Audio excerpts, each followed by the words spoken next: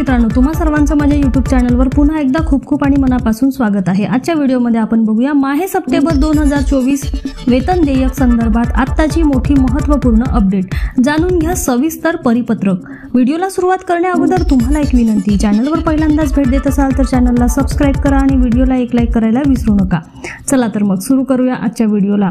राज्यातील शाळा महाविद्यालयामधील विद्यार्थ्यांना सुरक्षित वातावरण तयार करण्याकरिता राज्य शासनाकडून विविध उपाययोजना राबवले जात आहेत, जेणेकरून मुलींना शालेय आवारामध्ये सुरक्षिततेच्या दृष्टीने आनंददायी वातावरण तयार होईल। या अनुषंगाने जिल्हा परिषद कार्यालय बुलढाणा यांच्या मार्फत अधीक्षक वेतन व भविष्य निर्वाह निधी पथक यांच्या मार्फत एक महत्त्वपूर्ण परिपत्रक सादर करण्यात आलेला आहे। सदर परिपत्रकानुसार सीसीटीव्ही कॅमेरे बसवणे, तक्रार पेटी बसवणे, सखी सावित्री समिती गठीत करणे व विद्यार्थी सुरक्षा समिती गठीत करण्याबाबत प्रमाणपत्र सादर केल्याशिवाय वेतन देयक न स्वीकारण्याबाबत परिपत्रक जारी करण्यात आलेले आहे। सदर परिपत्रकानुसार राज्य शासनाच्या दिनांक 5 मे 2017 रोजीच्या शासन निर्णयानुसार तक्रार पेटी बसवून पुढील कार्यवाही शाळा स्तरावर करण्याबाबत नमूद करण्यात आलेली आहे। त्याचबरोबर राज्य शासनाच्या दिनांक 10 मार्च 2022 रोजीच्या शासन निर्णयानुसार शाळा स्तरावर सखी सावित्री समिती गठन करण्याबाबत नमूद करण्यात आलेले आहे।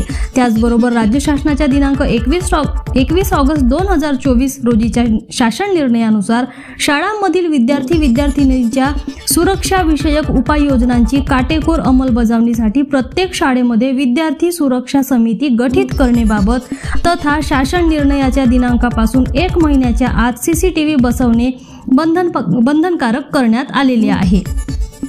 याबाबत सदर शासन निर्णयात नमूद केल्यानुसार तात्काळ कार्यवाही करण्याबाबत मुख्याध्यापक यांना सूचित करण्यात आलेले आहेत, परंतु अद्याप बऱ्याच शाळांनी सदर कार्यवाही पूर्ण करण्यात आलेली नाही।